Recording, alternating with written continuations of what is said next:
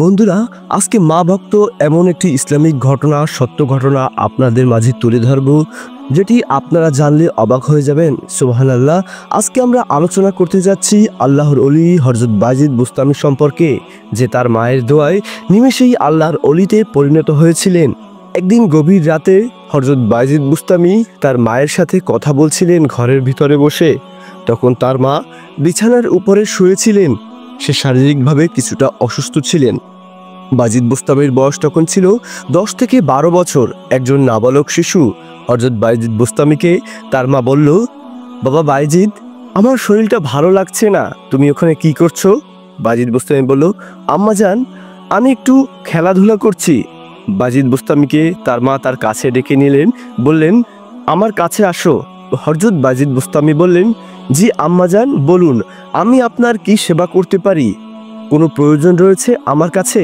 বায়জিদ বুস্তামির মা বায়জিদ বুস্তামিকে বললেন, বাবা বায়জিদ, আমার শরীরটা এতটাই খারাপ যে আমি যে উঠে দাঁড়াবো পারছি না, আর উঠে বসতেও আমার কষ্ট হচ্ছে। তবে আমার খুবই পানি পিপাসা পেয়েছে। বায়জিদ বুস্তামি বললেন, ঠিক আছে আম্মাজান, এই কথা, আমি তোমাকে পানি খাওয়াচ্ছি। কিন্তু বায়জিদ বুস্তামি যখন পানি পান করানোর জন্য কলসের কাছে গেলেন, তিনি দেখলেন কলসিতে কোনোই পানি নেই। কিন্তু তখন গভীর রাতও হয়ে গিয়েছিল। বায়জিদ বুস্তামি তার মায়ের কাছে এসে বললেন, আম্মাজান, ঘরে তো দেখছি কোনোই পানির ছিটে ফোঁটা নেই, কলসিটাও খালি রয়েছে। তার আম্মাজান এ কথা শুনে কিছুই বলল না, কারণ তখন গভীর রাত ছিল। সে তার সন্তানকে কি করে বাইরে পানি আনতে পাঠাবে? তাছাড়া বায়জিদ বুস্তামিকে তার মা অনেক ভালোবাসতো, অনেক স্নেহ করত। সে চাচ্ছিল না তার সন্তান কষ্ট করে এই গভীর রাতে বাইরে পানির উদ্দেশ্যে যাক। তার মা বললেন, ঠিক আছে বাবা, আমি পানি খাবো না, তুমি শুয়ে পড়ো। হযরত বায়জিদ বুস্তামি বলল, না না মা, সে কি করে হয়? তোমাকে পিপাসায় রেখে, তোমাকে তৃষ্ণার্ত রেখে আমি কি করে ঘুমাবো? তুমি একটু অপেক্ষা করো, আমি এক্ষুনি বাইরে গিয়ে পানির ব্যবস্থা করছি, পানি নিয়ে আসছি। তার মা বলল, না না বাবা, এখন গভীর রাত, তুমি ছোট মানুষ, বাইরে যেতে পারবে না। আমি তৃষ্ণার্ত অবস্থায় ঘুমিয়ে পড়ি, সমস্যা নেই।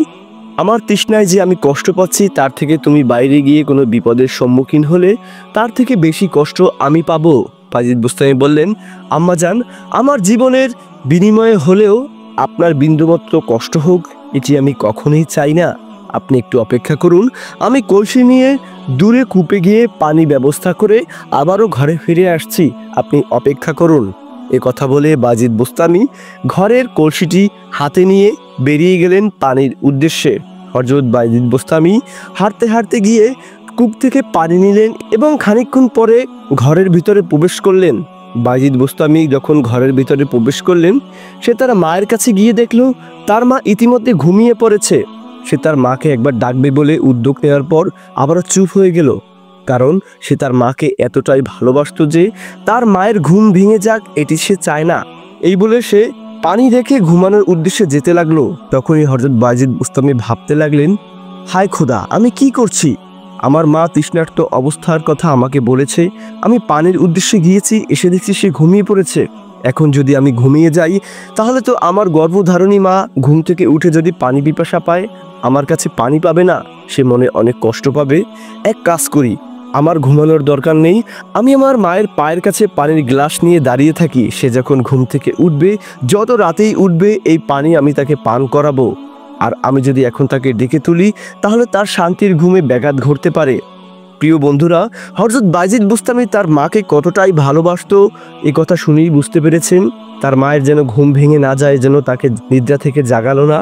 আবার সে চলেও গেল না যদি তার মা ঘুম থেকে উঠে সাথে সাথে পানি না পায়। মায়ের প্রতি কতটা ভালোবাসা থাকলে ছোট্ট নাবালক বায়জিদ এই কাজ করতে পারে।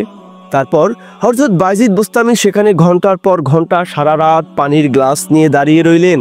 তার মা সুবহে সাদিকের সময় সকালের ঠিক একটু আগ মুহূর্তে যখন তার ঘুম ভাঙল, সে হতবাক হয়ে গেল। দেখলো হযরত বায়জিদ বুস্তামি তার পায়ের কাছে সারা রাত সেই পানির গ্লাস নিয়ে দাঁড়িয়ে রয়েছে। হযরত বায়জিদ বুস্তামির মা বায়জিদকে ডেকে বলল, বাবা বায়জিদ, তুমি এই গভীর রাতে ওখানে কি করছো? আমার কাছে আসো। বায়জিদ বললেন, আম্মাজান, মনে নেই আপনি তো গতকাল রাতে যখন ঘুমানোর উদ্দেশ্যে শুয়েছেন, আমার কাছে পানি খেতে চেয়েছেন? হযরত বায়জিদ বুস্তামির মা বলল, হ্যাঁ, আমি পানি খেতে চেয়েছিলাম, তখন বাজিদ বুস্তামি বলল, আপনি আমার কাছে যখন পানি চাইলেন আমি দেখলাম কলসিতে কোনোই পানি নেই, আর পানির উদ্দেশ্যেই তো আমি বাইরে বেরিয়ে গেলাম। আমি যখন পানি নিয়ে আপনার কাছে আসলাম দেখতে পেলাম আপনি ঘুমিয়ে গিয়েছেন। আবার ভাবি আমি যদি আপনাকে এখন ঘুম থেকে ডাক দেই তাহলে আপনার শান্তির ঘুম ভেঙে যাবে, আপনার কষ্ট হতে পারে। বাজিদ বুস্তামির মা বলল, ঠিক আছে, তাহলে তুমি কেন ঘুমাতে যাওনি? তখন বাজিদ বুস্তামি বলল, আল্লাহ রব্বুল আলামিন আপনার গর্ভে আমাকে জন্ম দিয়েছেন, আপনার পায়ের নিচে আমার বেহেশত। আমি কি করে আপনাকে তৃষ্ণার্ত অবস্থায় ঘুম পাড়িয়ে রেখে বিছানায় গিয়ে শুয়ে পড়ি? যদি গভীর রাতে আপনার ঘুম ভেঙে যায় এবং আপনি দেখেন আমি সামনে নেই, তাহলে তো আপনার কষ্ট হবে। তাই আপনার ঘুম থেকে ওঠার পরে যেন তৃষ্ণার্ত হৃদয় নিয়ে অপেক্ষা করতে না হয়, এর জন্য আমি পানির গ্লাস নিয়ে সারা রাত এখানে দাঁড়িয়ে রয়েছি, যেন যখনই আপনার ঘুম ভাঙে তখনই আপনি পানি পান করে তৃষ্ণা মেটাতে পারেন। নাবালক শিশু বাজিদ বুস্তামির এ কথা শুনে তার মা হতবাক হয়ে গেল, আল্লাহর দরবারে শুকরিয়া করলো, বলল, সুবহান আল্লাহ, হে আল্লাহ, আপনি আমাকে এমন একটি সন্তান দিয়েছেন যাকে গর্ভে ধরে আমি গর্বিত। বাজিদ বুস্তামির মা বাজিদ বুস্তামিকে তার কাছে ডেকে নিলেন, তার মাথায় হাত বুলিয়ে দিয়ে কপালে চুমু খেয়ে বললেন, বাবা বাজিদ, তোমার মতো সন্তান আল্লাহ আমাকে দিয়েছেন, এর জন্য আল্লাহর দরবারে লাখ লাখ শুকরিয়া করছি। মায়ের প্রতি কতটা শ্রদ্ধা ভালোবাসা থাকলে একজন সন্তান পানির গ্লাস নিয়ে মায়ের পায়ের কাছে সারা রাত দাঁড়িয়ে থাকে। আজকে আমার তৃষ্ণার্ত হৃদয় দিয়ে সন্তুষ্ট হৃদয়ে মহান রব্বুল আলামিনের কাছে দোয়া করছি, বাবা বাইজিদ, দেখো আল্লাহ তোমাকে একজন আল্লাহর অলিতে পরিণত করবেন।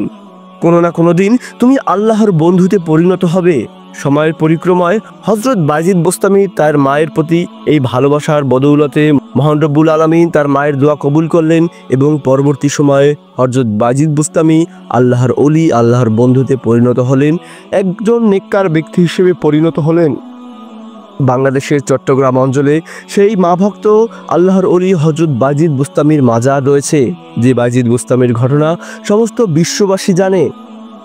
তো প্রিয় বন্ধুরা, আল্লাহকে ভালোবাসতে হলে, আল্লাহর সন্তুষ্টি অর্জন করতে হলে অবশ্যই মাকে ভালোবাসতে হবে, মায়ের সেবা করতে হবে। মায়ের দোয়া ছাড়া কেউই পৃথিবীতে বড় হতে পারে না। তাই বাজিদ বুস্তামির মায়ের দোয়ায় হযরত বাজিদ আল্লাহর অলিতে পরিণত হয়েছিলেন। শৈশবকালে নবী করিম সাল্লাল্লাহু আলাইহি সাল্লাম তার চাচা আবু তালেবের সাথে ব্যবসার উদ্দেশ্যে সিরিয়ার উদ্দেশ্যে যাত্রা করলেন। তার চাচা যখন ব্যবসার উদ্দেশ্যে উট এবং কাফেলা নিয়ে রওনা করলেন, শিশু নবী তখন তার চাচা আবু তালেবের কাছে গিয়ে বললেন, চাচা যান, আমিও আপনার সাথে সিরিয়া যেতে চাই। তার চাচা যান নবী করিম সাল্লাল্লাহু আলাইহি সাল্লামকে কলিজার টুকরার মতো ভালোবাসতেন, কারণ নবীজি সাল্লাল্লাহু আলাইহি সাল্লাম মা এবং বাবা ছাড়া একজন ইয়াতীম ছিলেন। তাই নবীজির চাচা আবু তালেব নবীজি সাল্লাল্লাহু আলাইহি সাল্লামকে অনেক ভালোবাসতেন, তার কাছাকাছি রাখতেন, চোখে চোখে রাখতেন।